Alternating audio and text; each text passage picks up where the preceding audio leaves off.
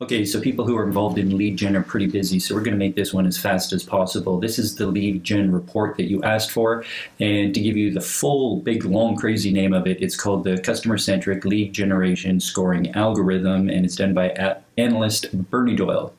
So the summary is, among the multiple lead generation channels available, there exists confusion among business owners and senior management as to which channels are most effective for client-centered business development efforts. The customer-centric lead generation scoring algorithm, from now on we'll just call it the lead gen paper, distills these channels, pointing out better utility of lead generation activities for improved return on investment. Okay, so into the overview, and it starts with some key challenges. Customer-centric business development efforts become diluted when spread across too many channels. You're trying to do too many things at the same time. Second is appropriate lead generation channels provide a reasonable return on investment when executed correctly, but represent a negative return on investment when business strategy and lead generation efforts are misaligned. We're going to talk more about that later. Over 90% of executives cite lack of clear analytics on lead generation return on investment as a reason to delay further investment in lead gen activities. Next is lead gen return on investment is not necessarily correlated with lead generation efforts as much as it is with the business strategy, revealing that the solution is not where the problem is. So lead gen difficulties quite often don't have anything to do with lead generation efforts, but it's more of a strategic approach to the area. Finally, if we're going to correct deficient lead generation results, what this calls for is a re-examination of the antecedent business decisions and or assumptions. So put that in other terms, you make some decisions and you say we're going to go with AdWords, or you make some decisions and you say we're going to lead gen through email, or we're going to do it through the website. These are assumptions, and then later on down the road you realize that we're not getting quite the leads that we want. What it means is that perhaps your assumptions need to be revisited. Next, if we look at the recommendations that are arrived at from this report, the customer-centric lead generation activities should, one, be predicated upon a robust customer-centric culture. And if you look at an old management guy named Peter Drucker, he spoke about putting customers ahead of revenue. The idea is that if you've got a really great relationship with your customers, then revenue will follow. If you're bringing them a meaningful offering, which is point 3, you need to be motivated by a genuine mission of providing a meaningful offering. The sense being you've worked so hard at understanding what your customer wants, you put that into your product and or service, and in a way it almost sells itself. But to know how to do that, you need to be asking questions, which is point number 4, which is inquiry-based rather than assumptive. So rather than assuming you know what is most important to the customer, you ask them.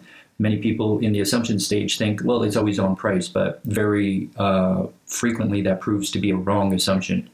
Next is to be managed through an encouragement methodology. Quite often in lead generation or in sales, it can be bullying, it can get kind of pushy, and all of those energies tend to reverberate back to the customer themselves, and they get defensive and maybe just want to argue you on price. But if you're working with an encouragement methodology that is asking questions, they will be drawn into the conversation with you, and price becomes less of an issue. Number 6, you need to track and review all of your activities for sales and marketing and lead generation in a customer relationship management system. Really, in the end, customer relationship management systems were designed for customer-centric businesses. That's what they were there for in the first place. This all needs to be architected within the idea of continuous refinement of the process, continuous improving and optimization of how you're dealing with your customer and bringing value to them. And 8, it's to be executed within an always exploring and experimenting mindset, because the influences upon the buyer, the market conditions are in a constant state of change. So what worked with lead gen 6 months ago might not be working now. And if you are in an exploring and experimenting mindset, then you'll be sure to stay contemporary with what it is that's important to your potential customers. Okay, so finally we're here at the introduction, and I'm going to go through this quickly for you. The impact of new digital platforms as a source of lead generation is actually nascent and distracting to most businesses and senior executives, considering that businesses have been around for hundreds or thousands of years, and the internet is, I think Google just turned 30 years old the other day. Although these lead generation solutions have proven to be effective in a narrow band of industries, particularly online businesses, there still exists a great deal of costly trial and error for most industries that have existed since before the digital revolution. The benefits of enhanced digital communication with customers is self-evident, yet correct selection of accurate rejection of some of these channels remains mysterious to most and their benefits elusive. What this means is there's been a lot of money that's been burnt up trying to figure out how to find the hen who lays the golden eggs with digital marketing.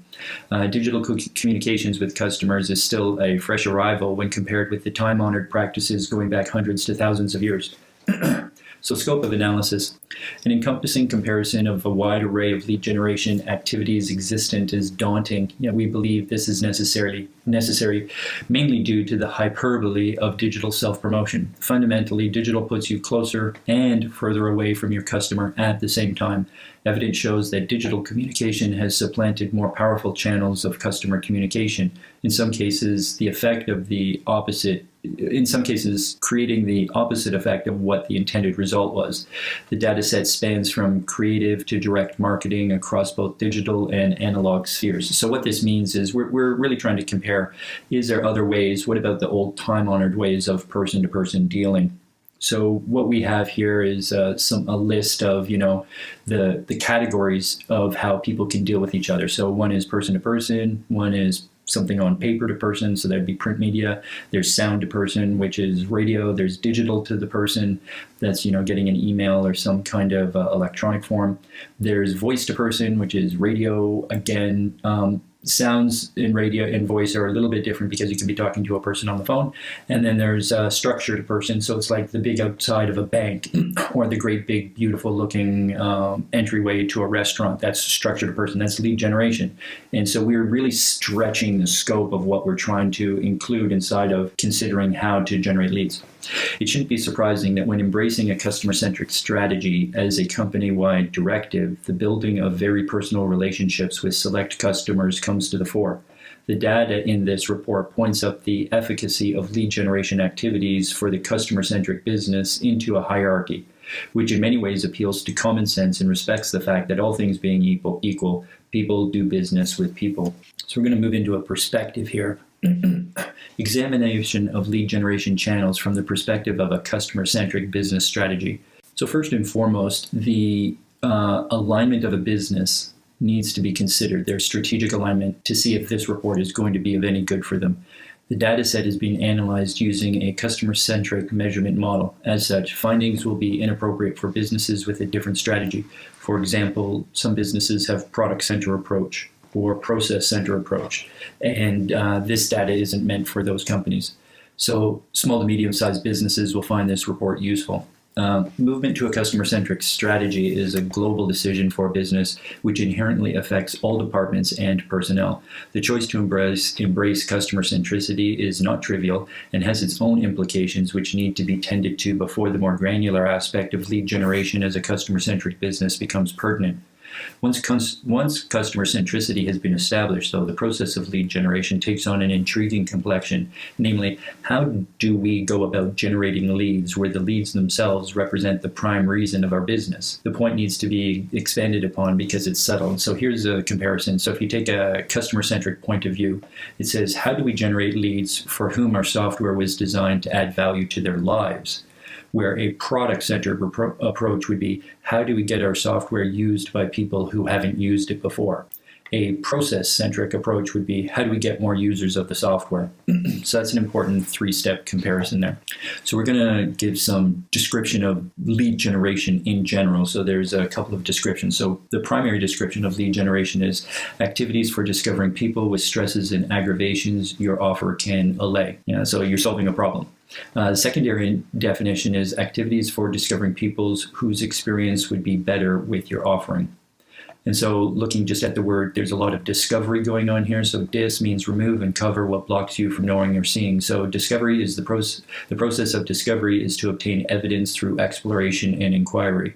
Lead generation for the customer-centric organization therefore should be described as inquiry to obtain evidence of stresses and aggravations or desires which will fit your offering. This definition sets the trajectory for this report, and it's used to analyze the different lead generation activities in this report. And so a little bit about the method. There's 25 lead generating activities, are not entirely comprehensive, but in our estimation encompass the span of activities within sufficient granularity. The 25 lead generating activities were compared against 11 measurements. So we took these 25 lead gen activities and we looked at what they mean for marketing, strategy, process, systems, tracking, measurement, cost, effectiveness, return on investment, desired result, and the skills that are required for those lead gen activities. Because the customer-centric lead generation definition is based on engaging with people, one should anticipate that creative or passive lead generation activities rank lower, kind of like a billboard. Active engagement, on the other hand, does require greater skills and is ultimately more expensive, which by comparison causes lower ranking. The information that I'm giving here starts to show why email shows up where it does in the list, and why billboards show up where they do, and why co-marketing shows up in the list where it does. This is the rationale behind it. As mentioned earlier, this report is designed for small to medium-sized businesses with a customer-centric focus. By definition, SMBs will be budget conscious and are coping in a competitive environment where skills are scarce and come at a premium. So the findings are this: people buy from people. Whether the people selling are live face-to-face or are representing themselves through other channels, reduction of physical distance between people is directly related to effectiveness. The top 7 lead generation activities in our list represent minimal physical distance between seller and buyer. Commonalities among the top 7 lead gen activities are their high cost and high skill requirement, but they also represent the highest return on investment. So commentary here is it's an expensive lesson and a failure point for many. There are no easy roads to consistent lead generation. Strategy and planning, though, can make the journey more predictable. Another important point here is the human connection is something that is yet to be replaced by other methods. If the business is at a physical distance from the customer, this points up the necessity of trying to close the gap wherever the channel is being used by humanizing that channel as much as possible. There's a commentary here. This is evidenced by the growing realization that effective website email content is trending toward thoughtful, authentic, and expert advice. Slogans such as "content is king" or "the trust factor" exemplify that there is a need to humanize digital representation. When compared with other lead generation channels, though, these slogans reveal themselves to be but propaganda within the confines of the digital channel itself. So then we're going to look at person-to-person dealing, and referrals are the most powerful way to get leads for your customer-centric business. A person talking to a person is the most powerful form of lead generation, whether that person is a seller or a customer. So then we have above and below the means, and it gets, there's some statistical look here, but the mean score in the graph, as you can see, is 26. So 70% above the mean for lead generation activities involve live-to-live interaction. 100% of the below the average of the lead generation activities have no live-to-live person interaction. 40% of lead gener activities are above the mean. 60% of lead generation activities are below the mean or the average. 80% of lead gen activities above the mean you can do yourself. 90% of lead generation activities below the mean you must outsource part of the work. Above the mean, above the average, the lead is actively participant. Below the mean, the lead is passive. Above the mean, the lead is kinetic and in the process. Below the mean, the lead is typically inertial. Above the mean lead generation activities generally require planning, preparation, skill, and courage. Below the mean activities only require capital. Above the mean are generally existent in more meaningful expression, in a more meaningful multi-expression feedback. But below the mean, feedback is narrow, muted, or non-existent. And then analysis of the graph in thirds. The top 1/3 require live language skills. The middle 1/3 require artistic and writing skills. And the bottom 1/3 require specialized skills that must be outsourced. So just to wrap up here with some data sources, the breadth of data. The most profound data in this study is based upon over 27 million person-to-person lead generation attempts managed and executed by the executives here at Sales Nerds. Basically, we've been involved with businesses that had a lot of people knocking on doors, and 27 million is a conservative number. A contributor to this report is a gentleman by the name of Perry Lewis, and he actively managed 150 direct sales agents who called on residential and commercial potentials at a rate of of 150 a day for 6 days a week for 50 weeks a year over the course of 3 years. And that's how we got to this large number. Other data sets have been extracted from various sources and largely based on business-to-business lead generation activities. The definition of lead covers a number of different descriptives across industries. Generalizations of the term were employed in the data analysis. So main industries that this applied to were manufacturing, construction, direct selling, finance, engineering, IT, retail, hospitality, entertainment, professional services, education, membership organizations, infrastructure, resources, media, marketing, and energy. So then there's going to be some friction about the findings. Typically, the friction marketers and sellers have with this report has less to do with the findings of the report than with the conflicts existent between business strategies. Customer-centric strategy is confounding to product or process-centric strategists. This report is readily digestible to the customer-centric enthusiast, while for others it's entirely dismissible. The author's experience is that for some, choosing personal comfort over the uncomfortable truth is reason enough to refute sound findings. Workers in marketing and sales tend to have channel bias based on experience and comfort levels. They prefer their well-trodden paths. This is expected, but friction arises when presented with alternative channels which may be more effective and offer better return on investment. Fundamentally, the more effective the lead generation activity, the closer the physical proximity between the lead and the seller. Conversely, less effective lead gen activities represent greater distance. It follows reduction of physical distance between seller and leads puts the onus of efficacy upon the seller's skills and talents rather than the intermediary channel. This represents a confrontation to the seller's person if they reside within the comfort zone of a less effective channel. The trade-off being it's personally more comfortable to work through less effective lead generation channels. And what this means is it's a lot easier to send out emails than to get on the phone and call people. That's what it comes down to. This avoidance of uncomfortability has been a chimera for many sales and marketers. It means they're chasing after a goose that's practically impossible. Except for a small portion of the population, initiating dealing with new people is generally perceived as an unsavory experience, especially when the motivations for dealing are commercial. So finally, I'm going to wrap this up here and just put to you that if there is a desire within your business operations and strategy to put the customer first, you need to talk to them. You need to get as close to them as possible. It's difficult.